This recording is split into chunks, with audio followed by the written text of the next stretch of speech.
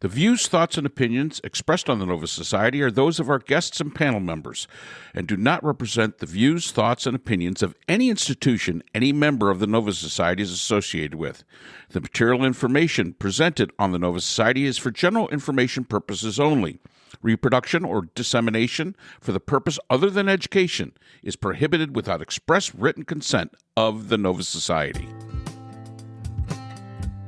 We'd like to welcome everyone back to the Nova Society, and today Scott and I will be having a conversation about the upcoming court case in the Supreme Court, the Trump immunity case. Why did the court take this up? What does this mean for the other cases that Trump is facing in other jurisdictions, and how might this case impact the upcoming 2024 presidential elections? So, let's listen in.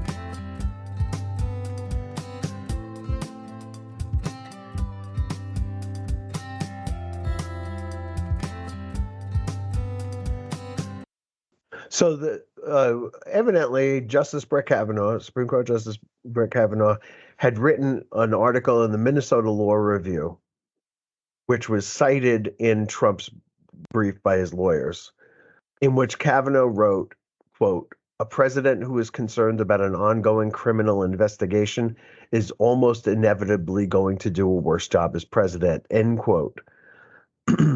But what they left out was the very next line. Quote, "The point is not to put the president above the law or eliminate checks on the president, but simply to defer litigation and investigations until the president is out of office," end quote. So that citation, trying to use Brett Kavanaugh's words against them, kind of suffers when you look at the entire quote. Oh, yeah. And see that what Trump was saying was that this is not an argument against prosecuting a former president. And I'm not really sure what their point was exactly. It's really kind of stupid to talk about why a president who's in office should not be distracted by ongoing criminal investigations.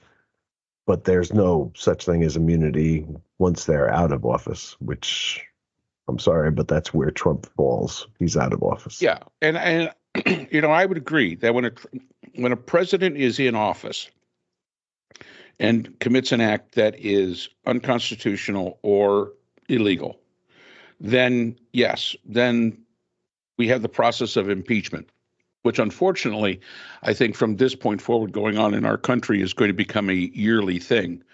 I don't think there's a president from this point forward that, regardless of party, is not going to have articles of impeachment at least floated into the House of Representatives, because now it's a tit for tat. That's all it is. You did it to our guy, now we're going to do it to your guy. And I hate to say that, but it just seems like impeachment was always a really important thing to be done for really serious reasons, and now it's become a completely political thing. So I could see, if you got a president in office, impeachment is the way. That gets him out of office, and then you let the court systems deal with him. But that idea of former president, that's like people that call him still President Trump. Right. I understand the protocol to it, but the fact is that he's not the president. He's not the president now. You're only the president for so long. And then after that, you're citizen. And he should be treated exactly as every other citizen. And I'm sorry, but I think the court systems are being a little too kid gloves at this point in time. And to your point, it may be because, and rightfully so, this is the first time it's ever happened. They don't know what to do. They really don't know what to do. My comment would be apply the law. Just stay with the law, and you can't go wrong. And I think that's what Tanya Chutkan has said, the judge in the Mar-a-Lago, not the Mar-a-Lago, the January 6th case, right, in Washington, D.C., has said, look, you are a criminal defendant first. If you want to continue running for president, that's fine, but nobody has That's not a right that anybody has. Right. So nobody's violating your right because you can run for president if you want to, but your first your first identity here is as a criminal defendant, and that's what's going to come first because the law is not a political matter. So I think Right. that's a really good point that people need to understand. Trump may have decided to run for president earlier than most people do, Hmm.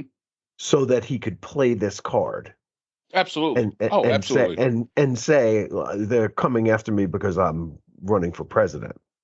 Right. I would like to think that citizen Trump was just as vulnerable as candidate Trump because they are one and the same person who committed one and the same acts, or 91 of them, and that is the key thing that the courts need to deal with is Trump the defendant, not Trump the candidate. But if there's one thing that we've noticed from this, I mean, and if there's one thing we can learn from this, is that the court system definitely needs to have a little bit of a re-examination. The ability to delay is incredible. I mean, like I said, I was at Nova Southeastern in the Shepherd Broad Law School, and we never got the sense of how much delay there is. Of course, mine was constitutional law and administrative law, but you never got the idea of how absolutely slow the process moves and the different things, the different mechanisms that exist. And again, they're there to protect the rights of the accused, no doubt about it. But I think in some ways it's the timelines that we have that are given out for it that just make this a process that is painfully slow. And if there's one thing that Trump's attorneys are very, very good at, it's delay, delay, delay, delay. So you And they got use the system against itself. he did get slapped down a little bit, I think, in one of the New York trials, where he was going to wait until the very last day that he could to file an appeal. And so that's typical, right? You wait until the last minute, Right. so you run the clock out. Let's say they give you 2 months to file an appeal, and on the last day of those 2 months, you file your appeal.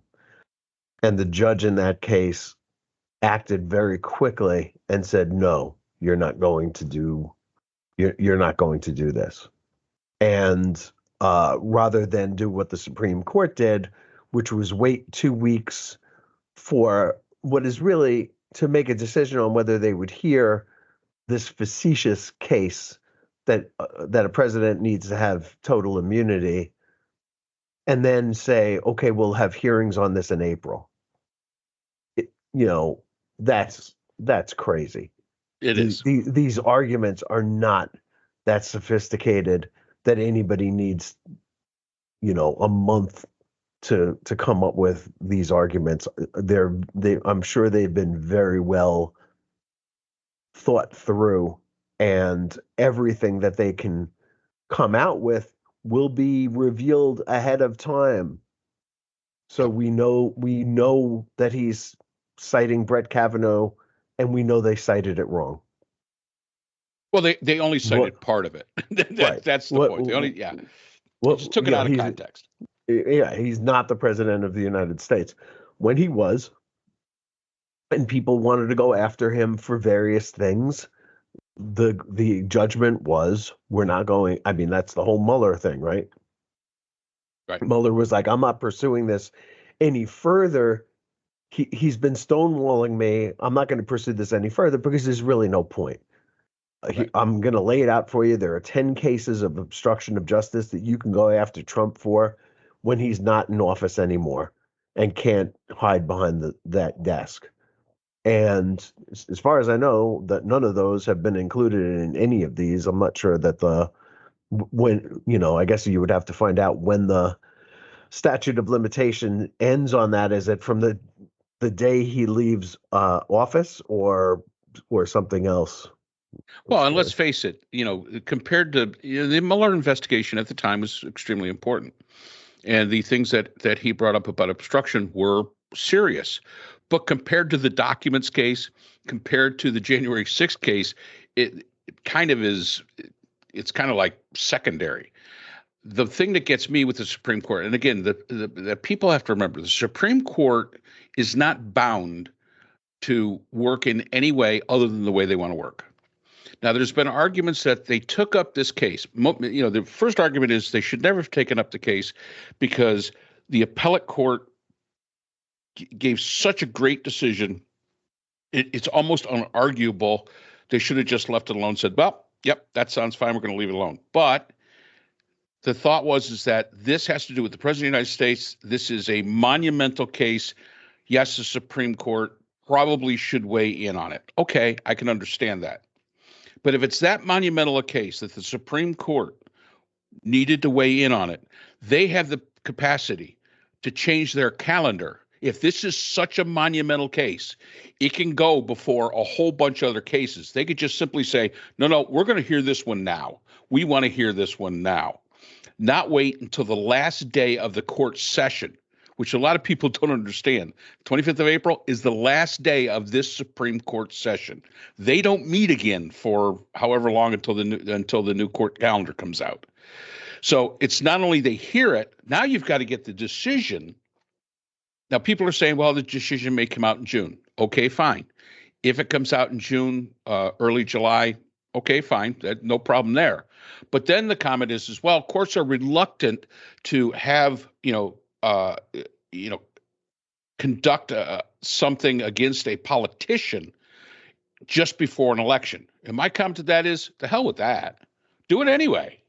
I mean, this is important stuff. If this is that important, I don't care if you come out with a decision on November the 1st, a guilty plea or a guilty decision or an innocent decision on November the 1st. The court is paying too much attention in many ways to the political calendar, and they should never do that. I think, again, like I say, the Supreme Court has the capacity, has the ability to hear this tomorrow if that's what they wanted to do. If it's that monumental, they thought they had to take it up, which is the argument as to why they did. However, they wait till April. Okay, fine. Live with that. At least they're going to hear it.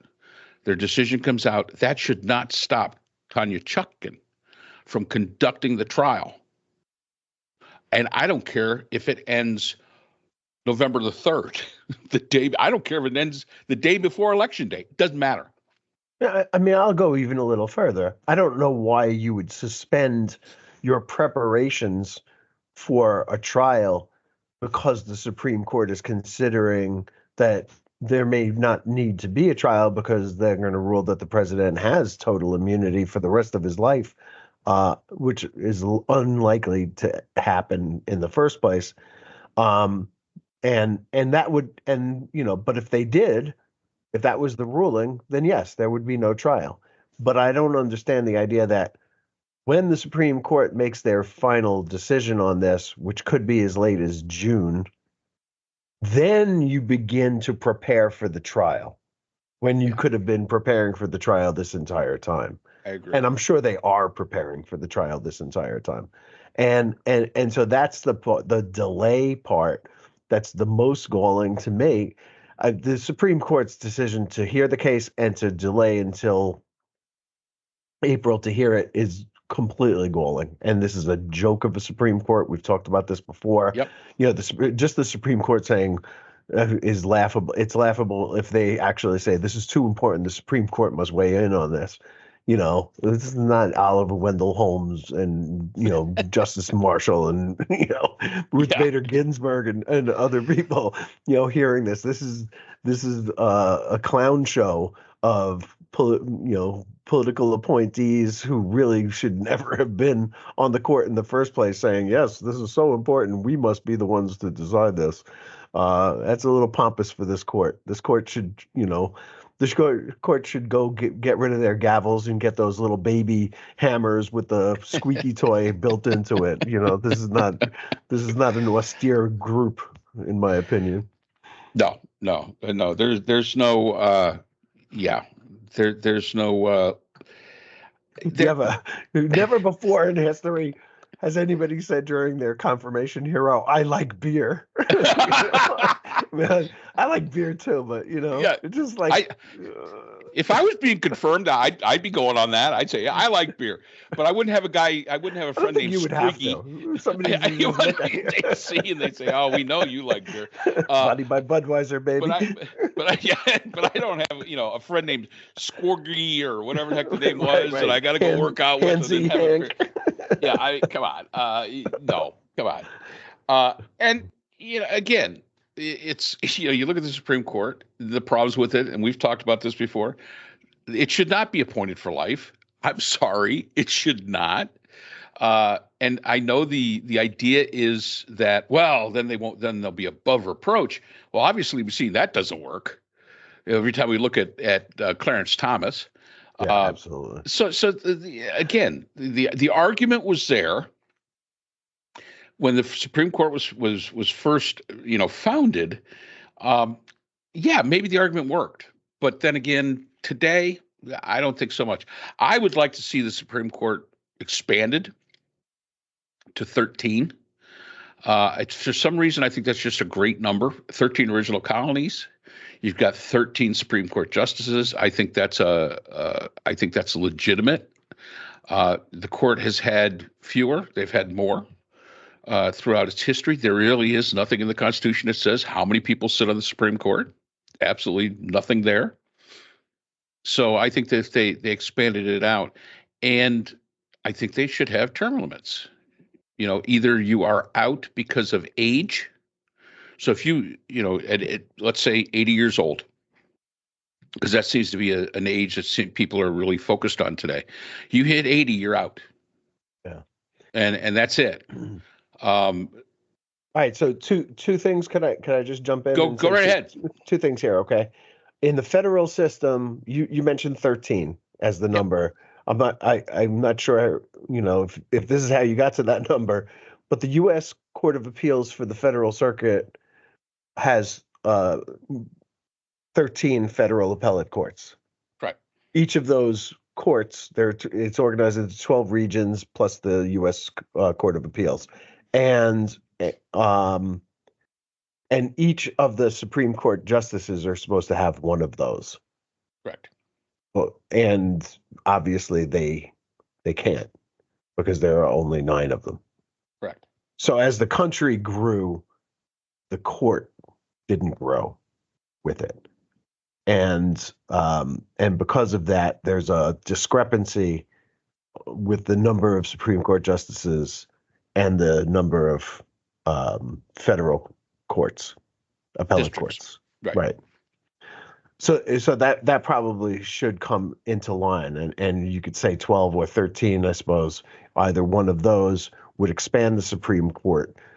So that's all the time we have for today's episode. The Nova Society is a production of the Phoenix Research Institute. We'd like to thank our sponsor for this week's episode, the Phoenix Research Group, an independent research consortium offering social issue solutions to NGOs and international government agencies through multidisciplinary, nonpartisan, and unbiased research. We'd also like to thank our podcast partners, Buzzsprout, who hosts the Nova Society, Audacity, our editing partners, Podkite, who does all our analytics, iHeartRadio, where people get their music and podcasts, Apple iTunes, the largest source of music and podcasts on the internet, Spotify, the most popular source for the Nova Society. The Nova Society is available on all these and other quality platforms mentioned in our description. We'd like to thank our listeners. Without you, the Nova Society would not be possible. If you have a comment, a question, or would like to be a guest on the Nova Society, we can be reached at nova.society.podcast@gmail.com. Always remember, the power of society is knowledge. So for Dr. Scott Gershworth, Dr. Priscilla Hobbs, Dr. Brooklyn Ann Weldon, and all of us here at the Nova Society, I'm Dr. Mark Bound. Be well, and we hope to see you again next time.